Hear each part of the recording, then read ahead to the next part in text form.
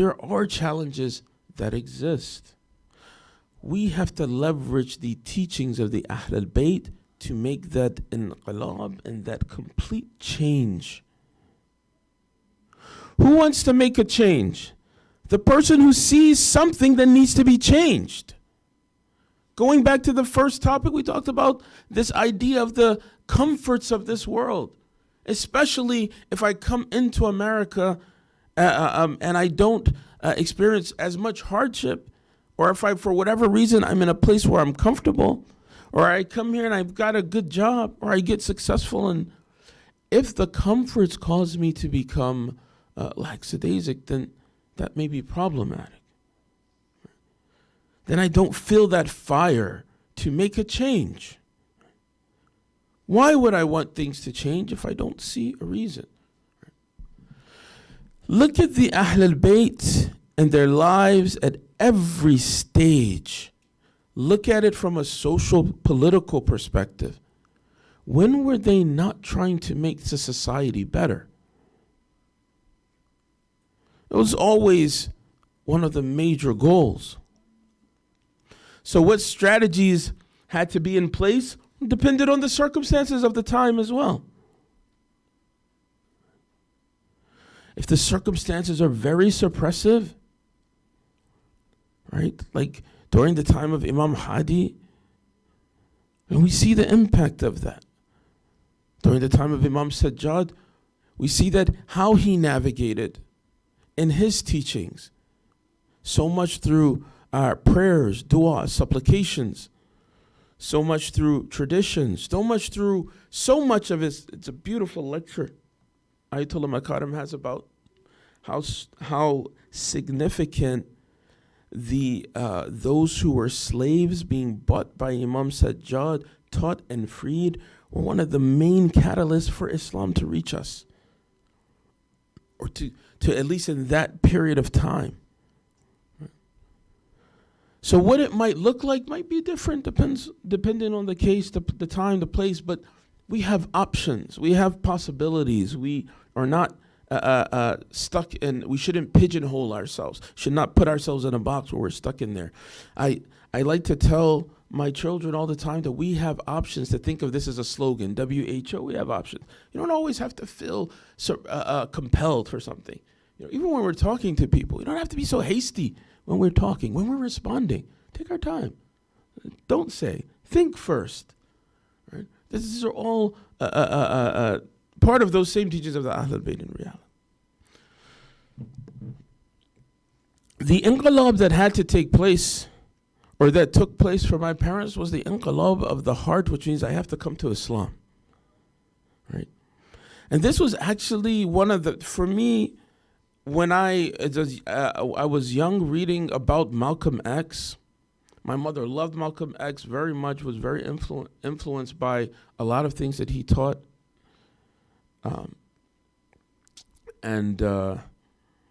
Sorry, for the train of thought. Sallallahu Muhammad wa ala Muhammad.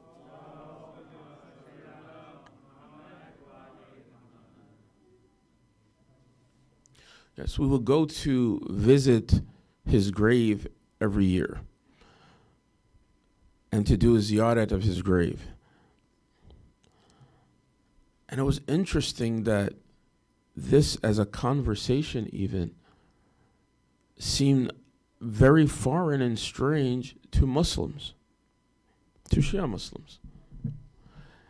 And in a very long discussion, the short of it was that it was difficult for some people to see this expression or depiction of Islam. It just was something that seemed foreign to them, or unnormal, unnatural.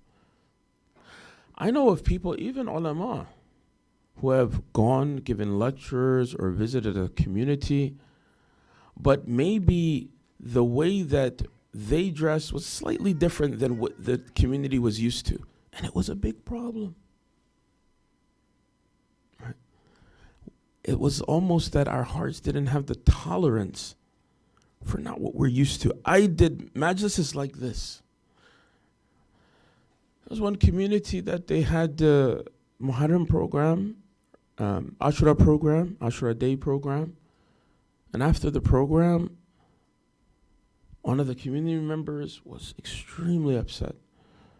The reason for their being upset, they said there was no Ashura today. Why? Because to him, Ashura meant at least, at minimum, a 2-hour maqtal, at absolute minimum. And if it was less than that, he said in his, not just himself, many people felt this was a disrespect to the Ahlul Bayt.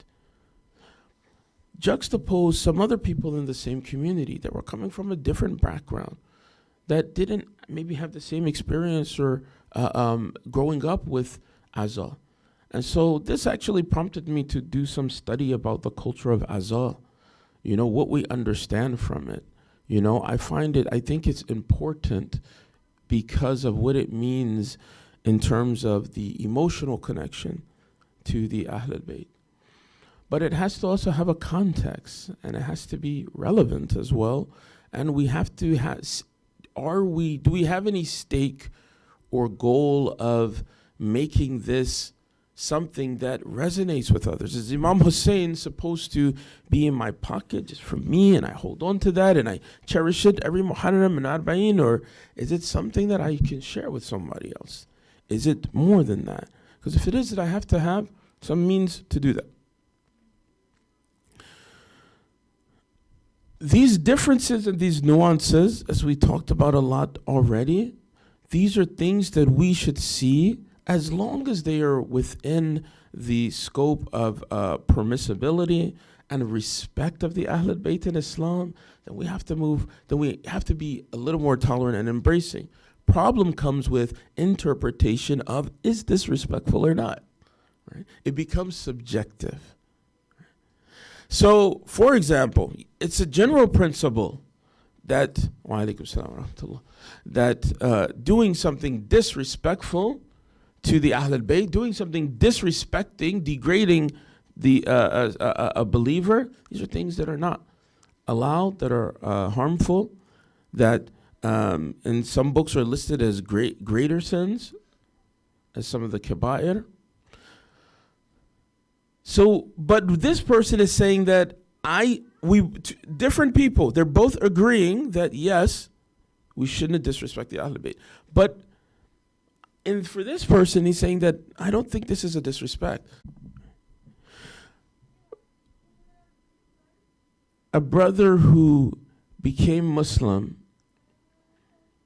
is a white brother. He became Muslim after being in the military. Had some experiences, exposure to Muslims in Iraq. Down the road, not long after becoming Muslim, learns about the Ahlul Bayt and becomes a Shia Muslim.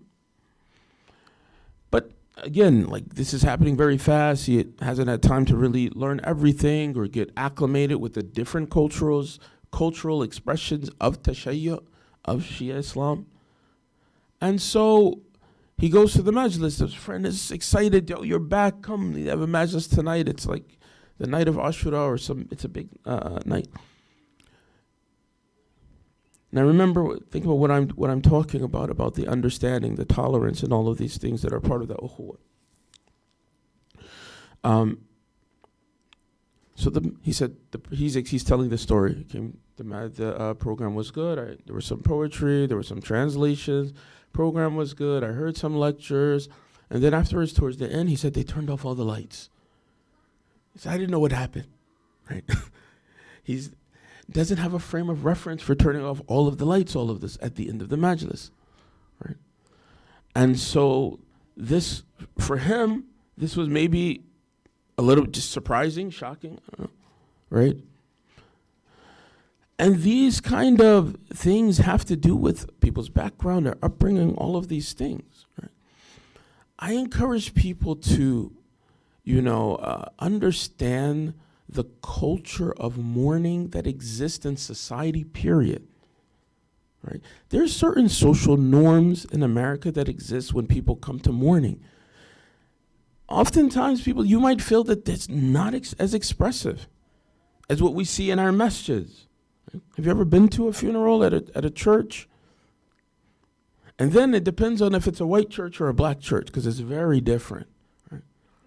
Black churches, it's like you're celebrating. They call it homecoming. It's a big deal. When someone passes away, it's not very somber. It's a little bit. Usually it's a lot of it is centered around memorial, telling the story of who the person was. So something like this, right? I'll use this as an example. That kind of memorial concept, it's very big, right?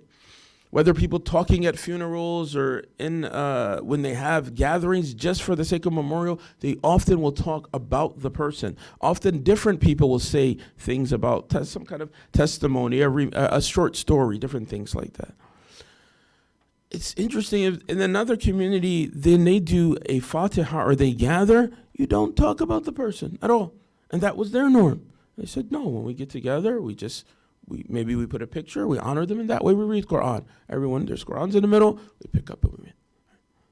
It's just different approaches to how people do things. But if one is the tolerance piece, but the second is moving the meter forward, right? That can happen. The culture of azah and mourning and that emotional connection that's so powerful that many people who have a connection to maybe a culture that has been amalgamated with Islam for so long may have tasted, has to develop in English and in America. What I want to say also is that it's been developing. It's not so new. But when you try to develop it in the same fashion, in a different context, that doesn't always work. Right? You can't just translate necessarily a great noha for it to have all of those same components in a different language. Okay, we understand that. But if I don't look at how people mourn and the culture of azah, the psychology and norms of society, how can I introduce something that's relevant? I can't. Right? So I have to understand, how do I bridge the gap? How do I create an understanding? Right? When I was doing this study and research about azah, it was jarring. The amount of people that feel no connection to azah, not because they're not connected to Imam Hussein, they may be arguably some of the most connected people emotionally, but the setting of what is normal in most of our centers is not something that resonates with them. Is that good? Is it bad? How should we feel about it? Should we change it? These are important questions. I don't want to go into all the answers, but we have to be thinking about these things. We have to be questioning ourselves and asking ourselves these questions. Otherwise, how are we preparing? Right?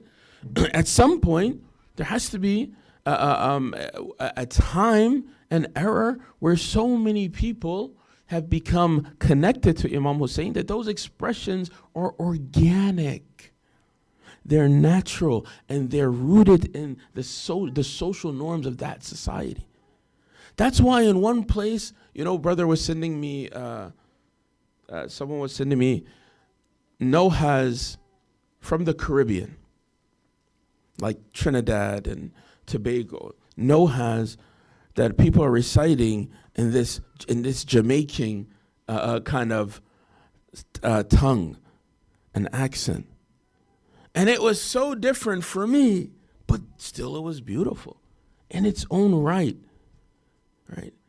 And if we're able to connect and see those beauties, it manifests into the next level of what deen is. Remember, great things require group effort, and there's no other way. That is why Islam is centered in so much brotherhood, congregation, so on and so forth. Again, if the greatness of Rasulullah sallallahu alaihi wasallam, the most perfect human being, alone, still alone, cannot change everything. So you have to be, as a unit, cohesive, working together. But that idea of wanting the change, that comes from seeing a problem and seeing something that needs to be changed. And this is the piece that brings us back to that first piece. Do we want to see changes?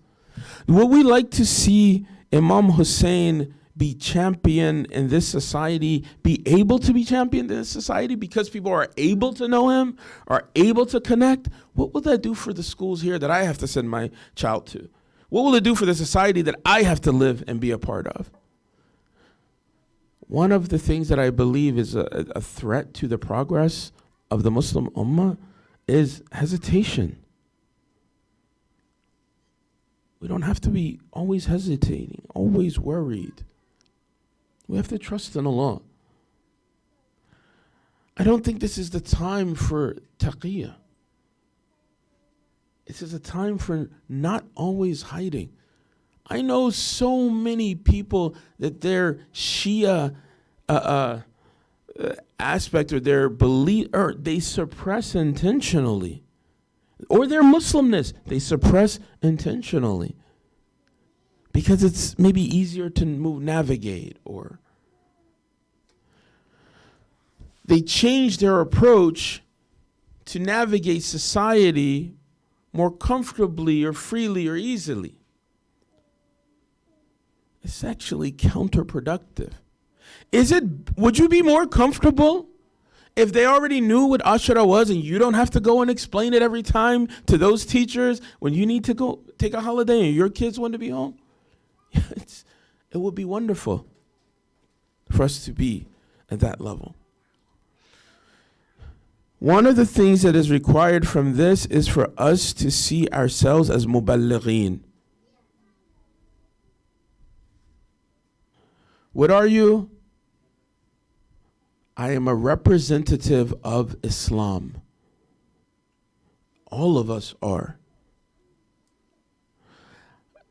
The ulama or the specific muballighin, maybe those who go to the house or those who get some training, they're specific in that context.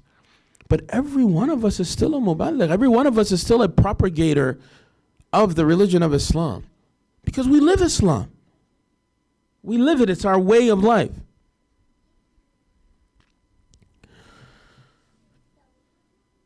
Do we see ourselves as muballighin is the main question that I would want to have for the Muslim community. Do I see myself as having a duty? Because if I don't see any duty to share forward the message of Islam, then it will remain insular. It remains within the walls of our masajid and centers. And even there, it may not translate generationally. Which is another thing that must be, the understanding the tolerance must be there in the generational, or generational gaps will come about.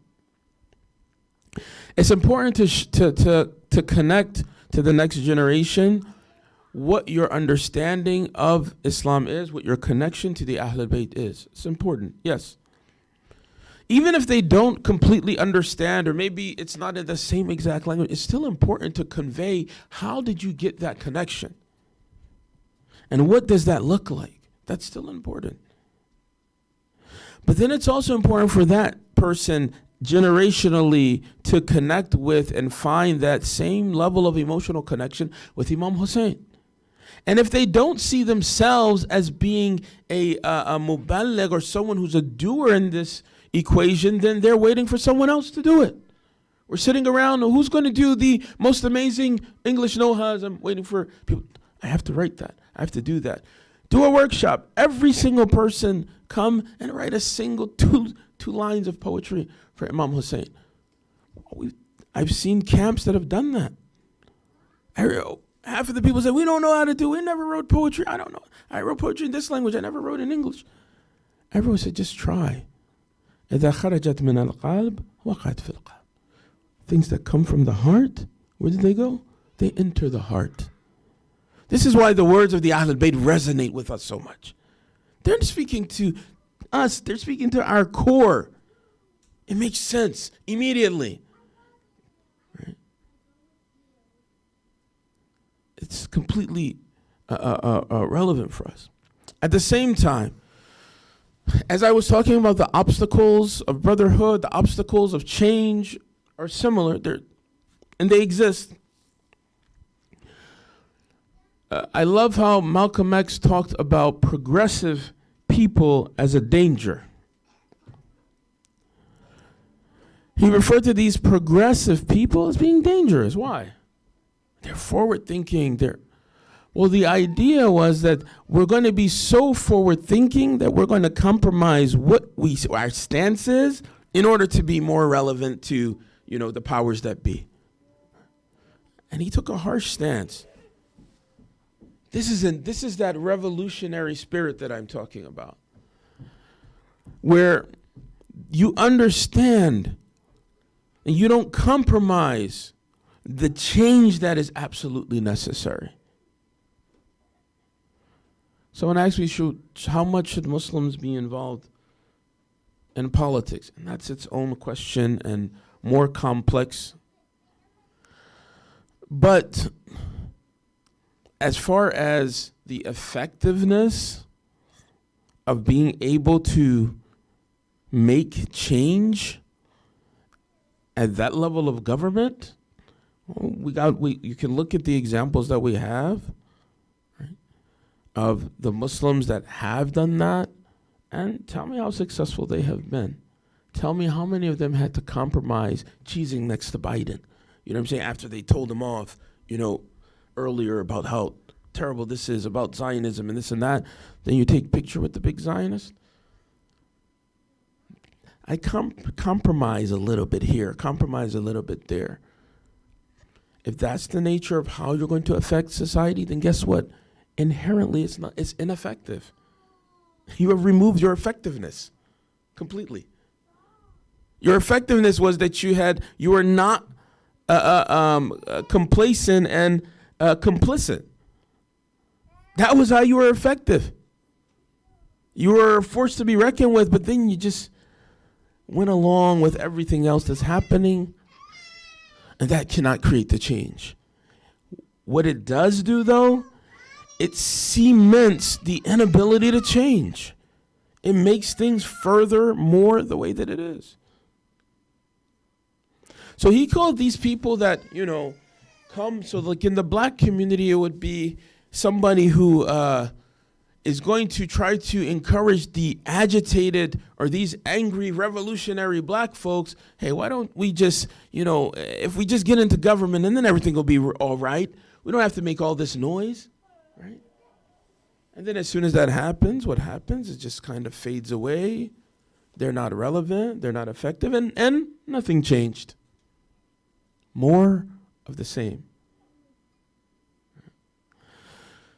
And so these obstacles that exist in change that come through people, we have to be aware of them, recognize them, know that they're going to be there. But we also have to find a way to work through them. We also have to find a way to work through them. Do we want to see the school, the place where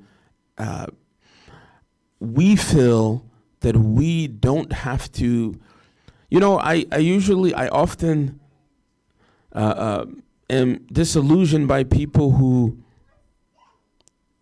hiding their religious aspects, they're Muhammad and they go by Mo just because of, certain reasons. They're worried about how people are going to say their name. They're worried about being more socially accepted, if it's for these reasons. At the same time, there is an understanding of wanting to navigate, and there's just a human need to want to be understood, to want to be accepted. The problem is when in this society you put your head down, then it makes it worse. It only perpetuates. The only time things change is when a lot of people really, really don't want that to be that way anymore. You can't stop the force of people who want change. That is revolutionary. You cannot stop that. This is why we have to understand and study revolutionary movements. How did they look? What happened? We have to understand those movements that were deeply rooted in the teachings of the Ahlul Bayt. We have to understand Karbala and its complexities. And we have to translate that to us now, because otherwise we won't be with Imam Hussein. We won't want that change that he wants. We won't want the change that Imam Mahdi wants. Ajalullah ta'ala farajum al-sharif. You say loud salawat.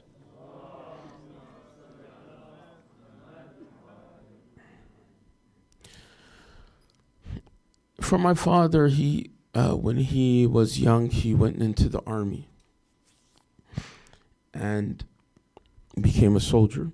And for a lot of people, especially people of color, this was definitely a way into maybe a more prosperous life in some ways, if you came back alive, right? So many other complications. And understanding of the world is very different, or would be for someone like my father. But it was so interesting, running into someone or meeting someone who felt very passionate about, supporting America because they felt that it was freeing the world, so on and so forth. Misconceptions. And talking with my father and being really enamored with, wow, you're a veteran. And, oh my God, you're a Purple Heart recipient? Well, the highest honor maybe you could get in the armed forces is Purple Heart means you did something really brave, or you saved some people or something like that, which he had done in Ghana. He said that a soldier was Imam Khomeini. He despised the uniform and the country which goes around occupying. Right. Someone growing up in the belly of the beast, getting a Purple Heart from this country and seeing the injustice and being able to see Islam as the solution for society is significant. It means a lot. One of my favorite things for my father to watch was Imam Khomeini's funeral. And how he sat when he had a VHS tape. This is way back in the day. And he liked to watch how he sat when he was sick, those last moments, and how he prayed, even in his last moments. He said, that's a soldier. This is the kind of soldier that I want to be, We have to see ourselves as wanting to be those soldiers for the Imam of our time. It's not possible if I don't want to change the way that things are. It's not possible if I don't want to seek or live or think outside of the boxes that are being placed everywhere. It's not possible if my trajectory of Islam requires me to be so impatient with everybody else. I hate that everybody's always right. Everybody's way is the only way, and it's the only right way, and it's the best way. And the next person's way is the only way, and it's the right way. They figured it out. And the next person, their way is the right way, and they figured it out. But there's no way to see the connecting dots. All of us are God.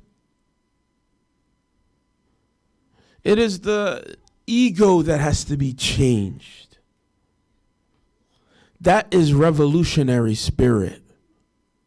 Revolutionary spirit isn't running to front lines with skipping over myself. Oftentimes, some things are easier to do than the real work. For a person, for example, internally to understand that they have certain emotional tendencies or inclination. Assalamu alaikum. Sallallahu Muhammad wa alayhi.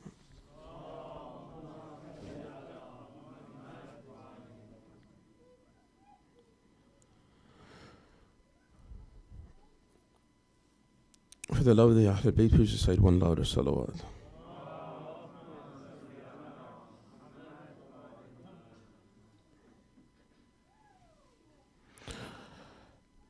So, in conclusion,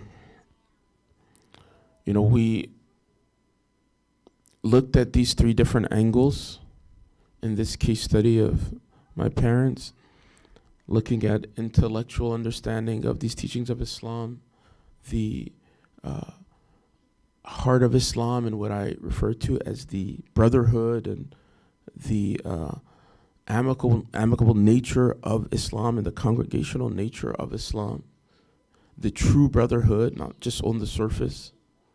And then we talked about the other aspect of the spirit of Islam, and that meaning the Ahl al-Bayt, because through them, change is possible. Through them, revolution, a complete change is possible. If something is really, really corrupt, fundamentally, then you can't, it's not going to be, reforming it is not going to be a solution. Changing parts of it is not going to be a solution. If there's a huge pot, it doesn't matter if it's the size of that new building. But if there's one dead finger in that soup, in that stew, nobody wants it. And it doesn't matter if you remove it. Nobody still wants it. And it doesn't matter if you add other ingredients to it. Still nobody wants to eat that, right? You have to discard.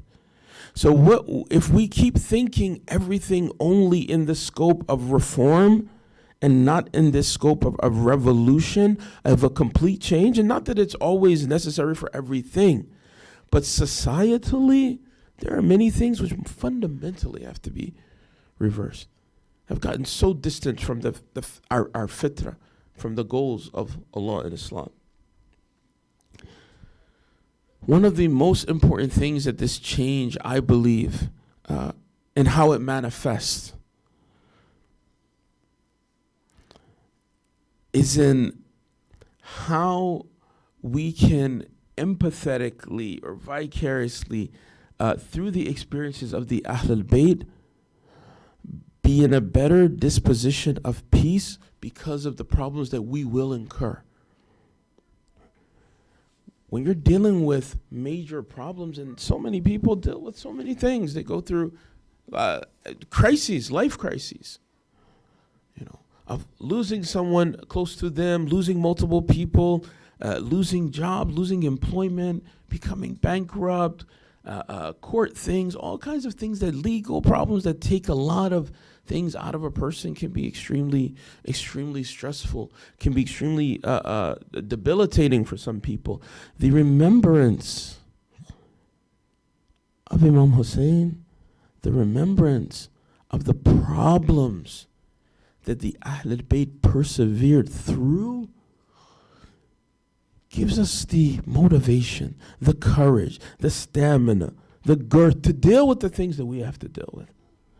Because if Imam Hussein alayhi salam can hold Ali Asghar in his hands, if he has to throw that blood up to the heavens, if he has to bury so many of his children and companions and loved ones and near ones, then that makes that what we're dealing with that much easier to deal with, right? When we're dealing with difficulties and resources, and we think about the children that didn't have the most basic human right of water, it makes that problem that we have a little bit easier to tolerate. When we understand how Zainab felt, when we understand how important her hijab was to her, then we are understanding the problems and the difficulties and how we're going to be capable of dealing with them on the front lines here and now. Brothers and sisters, the Ahl al-Bayt are the greatest gift Allah subhanahu wa ta'ala have given to us. Through them we connect to each other. Through them we can solve our problems. Through them we bring about this change that we want to see. There's not another way. We can keep trying different ideas, suggestions, and things until we get right with these teachings of the Ahl al-Bayt. There's not another way. Our hearts are not going to be with Allah to be able to be with each other, to be able to do the work, to want to even to do the work. the revolutionary change is dispositional. Unless I've already done all the work. And I can say that I'm already as perfect as I'm going to be. A'udhu billah. That would be the statement of only the fool, right? So inshallah, may through these gatherings and through these events, may we enliven the umur and the affairs of the Ahlul Bayt by making them a part of our lives first, inshallah, and by paying it forward with how we deal with our families and loved ones and people in our community, inshallah. For ending the majlis, let's please recite Fatiha for all of the marhumin, for those of who are sponsored the different programs, for those who never sponsored the program, just mu'mineen in the community, people who were never able to attend, people far and wide that are a part of our hearts and our community, whether we are closely connected to them or not.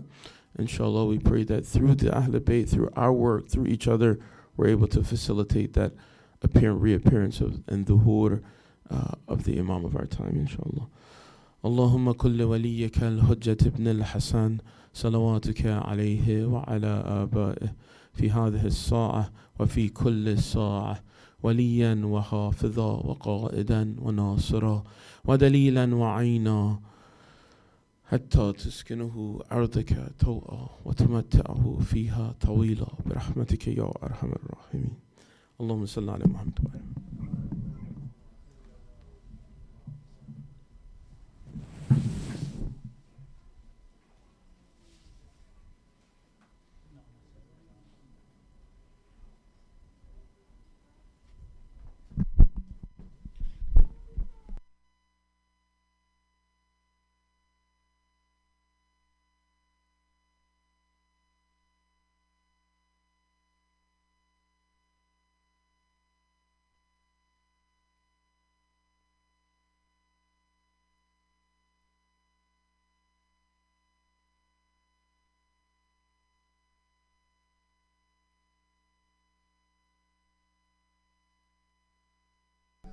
Ya Hussein, Ya Hussein, I am Zainab. All my life I lived in pain. I'm Zainab. I died when I lost Hussein. I'm Zainab. All my life I lived in pain. I'm Zainab. I died when I lost Hussein. I am the mother of sorrows. Wherever I go, woe follows. I am the mother of sorrows. Wherever I go, woe follows. I'm Zainab. All my life I lived in pain. I'm Zainab. Lost Hussein. My grief started when I lost mankind's true mercy. After that loss, I lost Zahra and then Ali. The broken rib, the struck head of Ali haunts me. My grief deepens, seeing Hassan dying slowly. How can I live without you now, my dear? How can I see your head shine on a spear? How can I live without you now, my dear? How can I see your head shine on a spear? I am the mother of sorrows. Wherever I go, woe follows. I am the mother of sorrows. Wherever I go, woe follows. I'm Zainab. All my life I lived in pain. I'm Zainab. I died when my heart was shattered on the day Hussein was killed. The day of 10th when the whole world with blood was filled. Upon my mind sorrow and pain was instilled. O Lord, let our small sacrifice be now fulfilled. O Shia, when you're thirsty, say his name. O Shia, curse the one who lit the flame. O Shia, when you're thirsty, say his name. O Shia, curse the one who lit the flame. I am the mother of sorrows. Wherever I go, woe fall. I am the mother of sorrows, wherever I go follows. I'm Zainab. All my life I lived in pain. I'm Zainab. I died when my life ended when I was taken back to Sham. When on a plate I saw the head of my Imam. I kept dropping my precious tears upon my palm. And now I lay under the ground where I am calm. My soul rests, but my soul rests, but my tears are still dropping. My soul rests, and in Sham I'm now laying. My soul rests, but my tears are still dropping. My soul rests, and in Sham I'm now laying. I am the mother of sorrows, wherever I go, O follows. I am the mother of sorrows, wherever I go, O follows. I'm Zainab. All my life I lived in pain. I'm Zainab. I died when I lost Hussein. I'm Zainab. All my life I lived in pain. I'm Zainab. I died when I lost Hussein. Salawat ala Muhammad wa ali Muhammad.